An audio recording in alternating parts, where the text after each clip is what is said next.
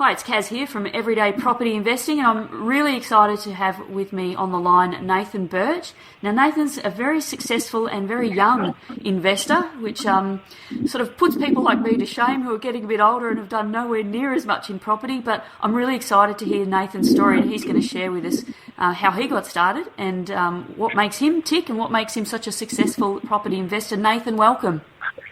Thanks a lot for that, Kaz. I appreciate that. Yeah, it all started when I was 13 years old. I saw family members buy property, and I was excited about property. However, I couldn't understand how they'd make money out of property because they buy negative geared properties and properties which actually cost money to hold each week. And it was a point where I started looking at properties, but I couldn't actually sign a contract for anything or buy anything.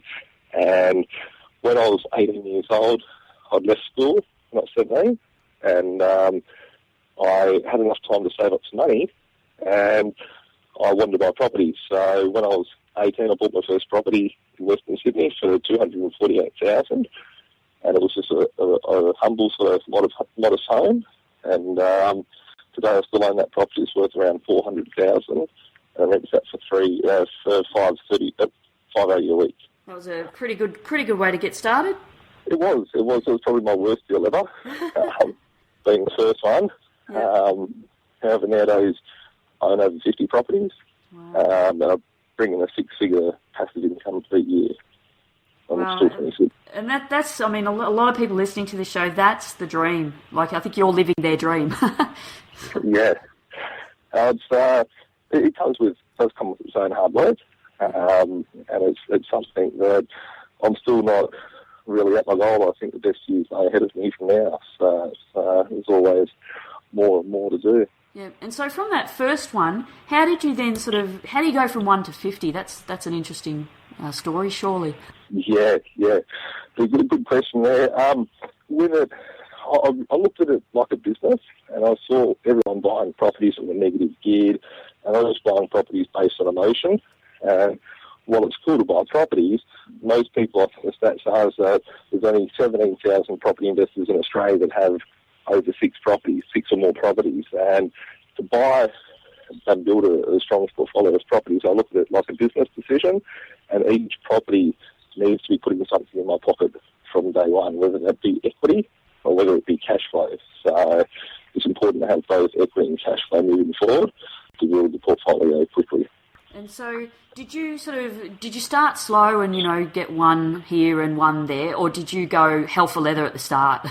With my first properties, I bought the first one, and as I mentioned beforehand, that was my mistake property. You learn from the start. In the early days, there was no internet forums, no property coaches, no one there to really guide me into what to do. It was all from building a strategy myself, and I wanted to buy a property. My goal was to purchase 10 properties over 10 years.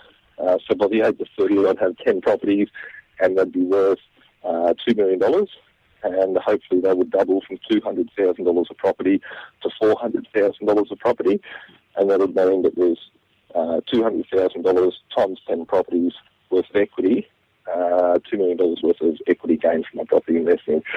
And buying from my first one to the second one, there was about a 12-month wait. And then once I moved on to the second one, I think I bought 3 in that first year. Then moving forward, I wanted to increase it from the 3. I didn't want to just get 3 the year after. But at that point, I thought, how could I get another 3? I went on and bought 4 the second year, and then 5, and then I can't even count how many from the year on it after that. I just went out there and tried to do better every year than what I did the previous year. Yep. And was it the equity growth in the properties that you had that was allowing you to be able to make the next purchases? If I look back from where I am today and what I've achieved and what others are achieving today, I thought that hard work was important. So I worked 2 full-time jobs at the starting point to save up deposits. Equity, I didn't go back and re-tap into the equity to pull it out as much as what I could have or should have, just from a risk minimisation. Everyone told me debt is bad. Everyone told me, friends and family, that I was going to go bankrupt for doing what I was doing. and I could see a plan there, but I just thought I'd leave a buffer in place. I have said I could do what I've done in half the amount of time. So I've got investors that I help out that have got like 25 properties in 2.5 years, and I've got investors that have got 10 in the first 6 months. So they've really tapped into equity.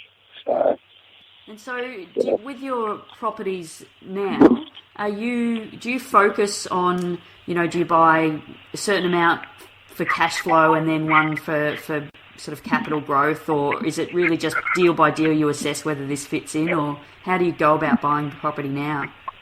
Yeah, we've said every property must come with equity, cash flow, and potential for future growth. If the property doesn't have every one of those 3 boxes ticked, I just won't touch it. Yep. So it needs to have every angle of that covered. Otherwise, it doesn't prove to be a good investor. Yeah. And it sounds as though, like from what you're saying there, that you were very strategic from a very young age, which is fantastic because a lot of people jump in and buy 3 properties but without having any sort of strategy first. So it sounds as though you were really someone who had the eye on the ball and the eye on your long-term goal from an early age. Yeah, looking back, it would seem that way. From the start, I knew where I wanted to be going, where I wanted to go to. I wanted to know where I wanted to be in 10 years' time. So I had goals and plans how to get there. Having the exact plans at the start, I wouldn't say there was 100%, but probably 90% there. But over time that formed. And if I look back from 10 years ago where I am today, I've far exceeded where I actually wanted to be. My initial goals was to have 10 properties worth $2 million, doubling, and a cash flow of $50,000 per year passive. And if I look back, I've got about 6 times the amount of properties of what I initially started out to achieve, and the cash flow position and the equity position are far greater. And so nowadays, if you're looking for property, what sort of process do you use to try and work out, firstly, what's a good location, and then secondly, what's a good property for that location? So let's maybe talk about location first. What are the sorts of things that you look for in a location that you're going to invest in? Yeah, good question. Personally, I like to look at areas which have got infrastructure in them. So CBD sort of areas, metro sort of areas in capital states. So if we look at Sydney, I look at the fact of freeways, low-end market where you've got a lot of blue-collar workers, more of the mortgage-built sort of properties. These give a good potential for capital growth because they're the lower end of the market, and it gives good room for upside of growth. And as well as saying that, having all the infrastructure there just speeds that process up. So if we look at Western Sydney, I would have made my first $1 million when I was about 21 years old and now through it. And are there any do you have any particular rules? Like, do you buy rural properties as well as sort of Sydney and, CBD type metro stuff? Yeah. I own probably about 30% of my portfolio would be regional as well. So just having like bread and butter sort of houses in regional areas, major regional suburbs of 10,000 population plus. And is there any particular, you said that you were looking for sort of an equity gain. Is that like an immediate equity gain, so you're trying to buy undervalued? That's correct. You want to buy below market value every time. This builds in a buffer.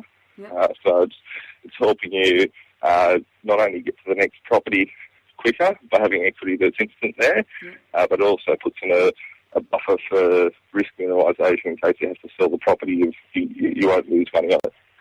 And so if you're looking for that undervalued property, is that really does that mean that you, as an investor, have to have a really good knowledge of the area that you're looking in and what is undervalued? So how do you recognise undervalued? Is it just from your knowledge of the area? Yeah. Knowledge and research into the market. Over 10 years, I used to spend about 8 hours a day looking at websites, going out and meeting real estate agents and building relationships with them to get access to what's happening in the marketplace and understand what's selling and at what prices. Okay. And so that's sort of talking about the immediate equity gain that you're hoping to get. You're also looking for cash flow in your investment. So do you look for a particular yield figure that, or do you look at creative ways to generate a higher yield when you take on a property or something like that? No, I just want it from day one. So quite often real estate agents will get the pricing wrong from a rental perspective. They'll say something they rent for $220 per week, but in reality, it's on realestate.com and Philadelphia is renting out in the suburbs for $280 per week, and that could greatly change the property. Yeah. And so is there a figure? Like, are you looking at least for 7% or at least 10% or something? If it was a metro property, 7% minimum. That'd be bringing in a good chunk of equity at 7%. Yep. Ideally 8% plus. Okay. That'd be neutral cash flow. Yep. And if you were in a regional location, would you be expecting better? Ideally regional, we're looking at 9% plus. Yeah, just as a bit of an extra buffer there for cash flow. Now, I certainly hope people listening to this are writing these things down, because these are gems of information that Nathan's giving you here. And in terms of the third pillar of your strategy there, if you're looking for immediate equity, you're looking for cash flow, and then you're looking for potential for capital growth, what are your indicators for a potential for capital growth? Yeah, potential growth factors, like you've got to look at what else is around you when you're buying a property. How an area can clean up over the next 5 to 10 years, what infrastructure is going in there at the moment. So if you look at Western Sydney, for example, there's some regeneration of the areas that's happening, where housing commissions being sold off and homeowners moving into the area. Yeah. Also looking at infrastructure like freeways, M7, M4, strategic key areas, where growth will happen naturally over time based on the infrastructure that's there. And then let's say you've narrowed down, you've done all your research and you said, here's the location for me. Is there a particular type of property that you like? Like, do you go for units or houses or apartments or anything like that? Is there any particular sort of property that you think's best? As long as it makes money, that's the main thing. The one that makes money, I like it. Doesn't matter if it's a unit, a house, a townhouse, a block unit, a house on a small block of land, whatever it is, as long as it has the numbers that are going to work for you. I take the emotion out of the deal.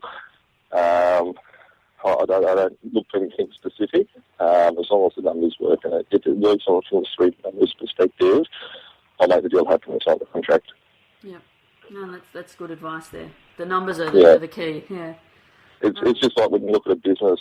Yep. Like McDonald's, for example. Yep. They don't look at any specific area and say we're going to open up a McDonald's store here because it's nice and pretty and it's an aesthetically pleasing area. They look at the numbers of how many cheeseburgers they'll sell a day and how much profit they'll make. That's good advice. Do you do anything else other than buy and hold? I think you've been involved in some renovations and things like that as well. Is that right? That's correct. From time to time, I pick up damaged properties. They can be properties that are burnt out, kicked in, vandalised, termite infested, flood affected, whatever. Yep. And if I can pick them up cheap enough and do a cheap little reno on, I can rebuild a house quite cost effectively. Yeah. People always comment on my YouTube video, the renos that I do. Yeah. But with those properties, I make money on. I can sell them or keep them. Occasionally I do sell properties. Might sell 2 or 3 properties a year. The bulk of the properties that I purchase I buy and hold. Yep. What are the ones that you sell? Why are the reasons that you sell? Or what are No specific reason. A lot of people think that Nathan's just got all this capital that he can keep buying properties with. The reality is that I like to buy everything. I see potential there to make money consistently in deals. I like to hold everything, but some of them strategically, like recently I just bought 3 block units in a regional area, and I bought about 4 or 5 other properties. There was a property that I bought out that was burnt, and the capital and equity that I had to actually settle everything wasn't enough to buy and hold one of those properties, so I structured the way that the settlements occurred, and I bought and sold one of the properties in between selling all that batch of properties. So once again, it's not an emotional. You don't sell things on emotion. You're selling on making other deals happen and things like that. Exactly. I look at the opportunity cost. I had a block of land that I had developed, put a DA approval on to build 3 townhouses. Could have made $250,000 on the property. I decided to sell that property because development's not really my thing. I sold it for $100,000 profit. I walked away from the deal. I used the $100,000 profit to settle a block of units that is going to bring in $50,000 a year passive income. And then with the remaining loan on the property, like the loan was a portable loan, I replaced the security spot with a block of land, which is going to build a duplex on, and another unit which sold for $200,000 going back 2 years ago, and I just secured it for $55,000. So I've made $150,000 from what the last person sold on that thing. It's the opportunity cost of the deal. I just knew that the development that I sold made $100,000 profit on in 6 months. It was going to take time, effort, mental capacity, and I could sell it, make some money, leave some money for the next person in age, and move on to what I'm good at. No, it sounds like you've got a lot of balls in the air, Nathan. Like you're juggling a lot of things. That's it. It's all fun. I just do it because it makes money, and it's positive from every angle. It makes money. It's self-fulfillment, and it's fun. Yeah, and you must look back now at sort of what do you look back? It's more of a question than a statement. Do you look back and go, "Wow, this is awesome! I've really made it," or like, do you feel successful? I'm just a normal bloke. People always say, Nathan, you don't wear a suit, you don't figure up yourself. Or I just think I'm a normal bloke. I bleed, and it's just the same as everyone else. As for am I doing cool things? Maybe once every now and then I'll sit back for 2 seconds and say I'm doing something cool when I'm looking at a project or a property. But then I know that I have to get back to work and make the next deal happen. So what's a typical day for you? I mean, in a minute I want to talk a bit about your company, B.Invested. But what's the typical day hold for you now? Like, are you just wheeling and dealing? Yeah. It's every day's different. I either doing deals for myself, helping other investors build their own property portfolios. I help other people through B.Invested.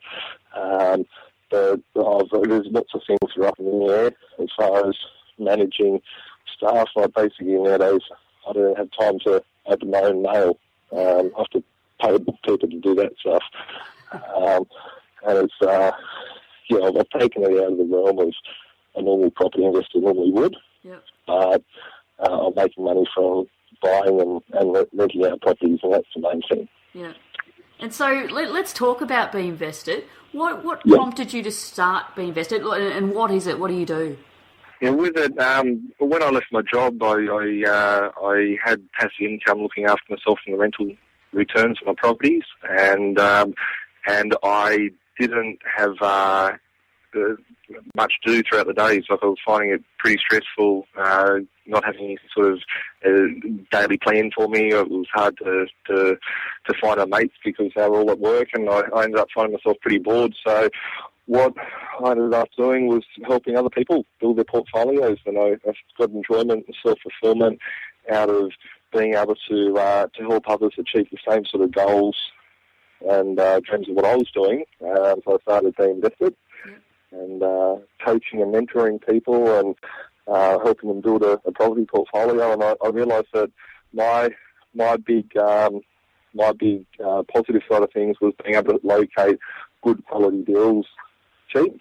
So I help people find the right properties and strategically build their portfolios to do the same sort of thing as what I've done. So. Let's pick on both of those areas because I think it's really interesting, and I know that people listening to this are going to be going, this guy knows what he's doing and I want to do what he's done. Like, I want to stay at home and get bored not having to go to work. So, Yeah. do you actually run coaching and mentoring groups, or do you do individual stuff? Like, what do you do in around helping other people to build their portfolio? Yeah, with it, it's all pretty much just one-on-one portfolio building. I strategically help investors build their portfolio or take their portfolio to the next level. I've got an investment agency. It's a bit like a buyer's agency, but more targeted towards helping people build their portfolio based on what their goals are. So if people need to buy properties which have got equity in them, if they need to buy properties to bring cash flow, because everyone's got different lifestyle and different goals. So it's important to try and build that portfolio the same way that I built my one. I help other people build their portfolio in the same way. Yep. So let's say that I pick up the phone and I think this sounds awesome, and I ring.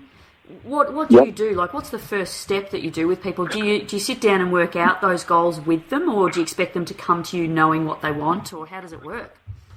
Some people know what they want to achieve. Yep. Some people have a rough understanding. Some people have no idea. And really, the main thing is when I first catch up with people, I normally sit down with investors with a map session, which is a strategic planning session. I do charge for that because it's just my time. Like, I don't get commissions or kickbacks for telling people to go to a mortgage brokering service or accountant or buy a property for off the plan for $30,000 commission or kickback. It's just strategic advice. I do even take the advice bit out. It's just the same way as what I've done to actually build my portfolio. So basically looking at each individual investor's goals, what their current situation is, where they're trying to be in 5 years, 10 years' time, and work out a plan of attack to actually strategically get there. And then I point the investors into what they should be doing next. So always important to get the foundations right by having the right accountant on your team, by having the right bank on your team and backing it, because if without getting the right finance and having a strategy for finance side of things, you can't really go out there and buy properties without having finance. So it's important to have that down pat. Once the foundations are set, you know, okay, how are you going to recycle your equity? How are you going to go from property 1 to 2, 2 to 3, and 3 to 4, or 4 to 5? Then you can go on to looking for the properties, and that's where I step back in and be able to help people locate the right properties and help them negotiate on them and strategically close the deal, and then be able to go back and, I guess, a bit of a coach to help them go back and refinance with the bank, and then come back and go for the next deal. So. And is that like do people sign up for a 12-month mentoring program, or is it all purely just hourly based? From a strategic side of things, from a map session, it's just like by the hour to get the planning in place. And then when it comes to actually getting the property, it's like a buyer's agency type service fee, which is payable per deal. And the buyer's agency service per deal, and the fee per deal. And do people come to you generally with no property, or do you have people come to you who've got some property but they don't really feel they can move forward? I've got investors that have come to me with $10,000 and no property.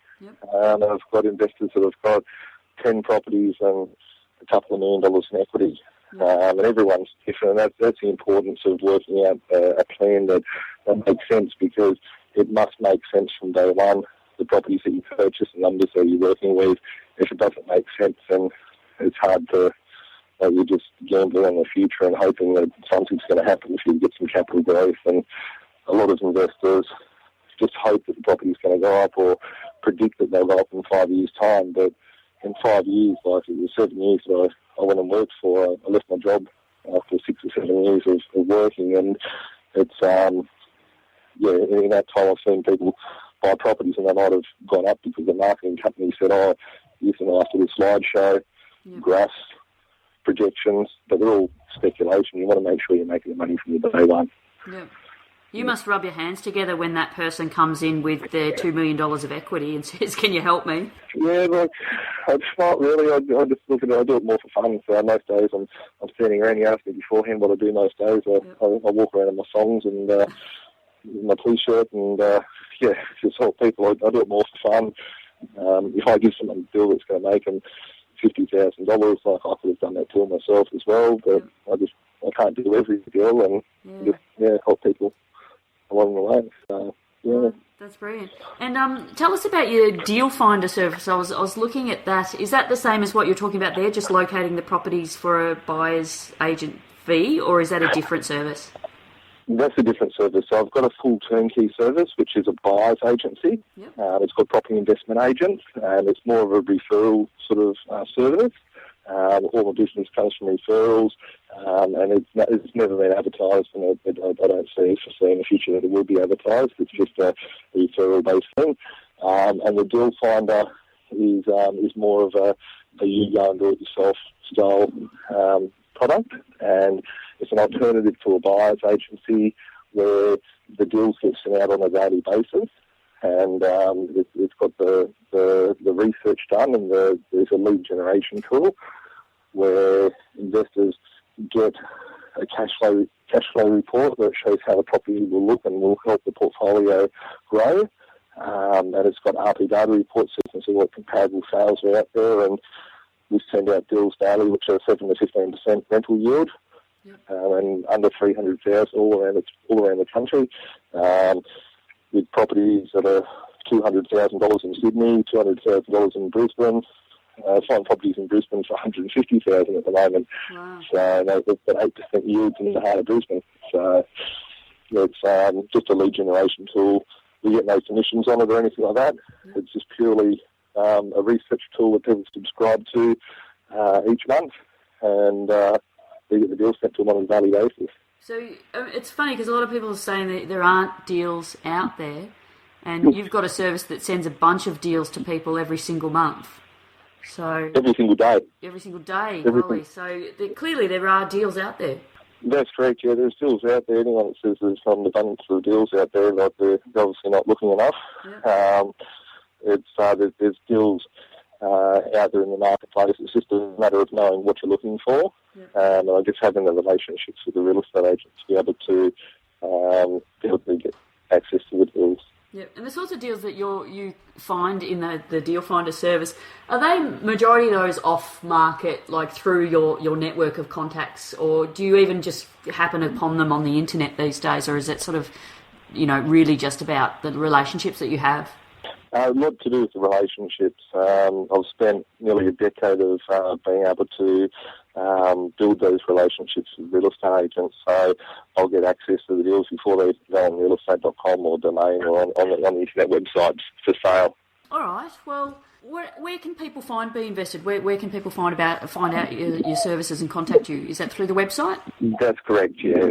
Probably the best place to start is log on to the website, B.Invested.com.au, and on B.Invested.com.au it's got links to the different services that we provide.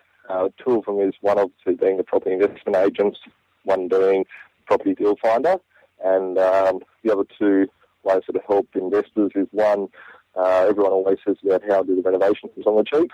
I've just launched mytradespeople.com.au, yeah, which is where I help people do the renovations on the cheap using my trades, and basically the best way that I can get properties renovated cheap is buying in bulk, and it's obviously creating a win-win for everyone. Right. So my tradespeople, if they're using the same trades that I use. Yeah. And one of the biggest things that I found as a dilemma was managing my property portfolio from an admin side of things. Yeah. There's no sort of products out there to help investors really analyse deals and also manage their cash flows and everything like that. And so I've started my property tracker, which is an online cloud-based, it's a bit like an MYOB, I guess you could call it, for property investors, where you can report all your income and that at the end of financial year. You push print, it goes into a PDF report, and it goes straight to your accountant. So saves you a lot from accounting. Oh, very nice. I'll definitely be taking a look at that. That sounds really cool. Yeah. All right. that's a little bit about what I do. That's brilliant. I just wanted to, I'll round it up because I know that you're a busy person walking around your thongs with not much to do except deals, so I won't keep you too much longer. I just wanted to round up with, if someone came to you who hadn't really started investing in property and they really wanted to do what you have achieved, what are the sort of 3 top tips that you could give to them? First one is have a good plan of where you want to be, because really it's just like any successful business. Property investing is all about making money. You don't want to go and buy property that's going to lose you money. It's just like someone doesn't want to set up a business to lose money. So have a plan of where you're trying to head, and like I guess a bit of a roadmap or a business plan as to where your investing is going to take you in the next 5 years, 10 years, and how you're going to actually get there. Yep. So have a strong plan in place. Second one is when building it, take out the emotion out of buying property. Some people get emotionally attached and say, I wouldn't buy this property because of X, Y, Z. It's not in a nice area. It's not new. All these sorts of things. Take the emotion out. If the deal makes money, it's going to make money for you. It's going to get you closer to your goals. Yep. Then let the deal happen. And the third one would be always make sure that you buy the property below market value. You have inbuilt equity, you have inbuilt equity on it. You have a good cash flow to support it, because if you can't hold on to the property because it's negative geared or anything like that, yep.